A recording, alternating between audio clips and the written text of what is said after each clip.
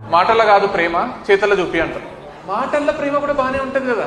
మాటల్లో ప్రేమ చూపిస్తుంటే ఏమైతుందని నీకు? మాటల్లో ప్రేమ చేతల్లో ప్రేమ కంటే బాగుంటది. ఫోన్లలో గంటలు గంటలు ఎందుకు మాట్లాడతారు? చేతులు అనిపిస్తాయా? మాటలే వినిపిస్తాయి కదా. నాతో మాట్లాడే టైం కూడా లేదా నీకు అని ఎందుకు అడుగుతారు?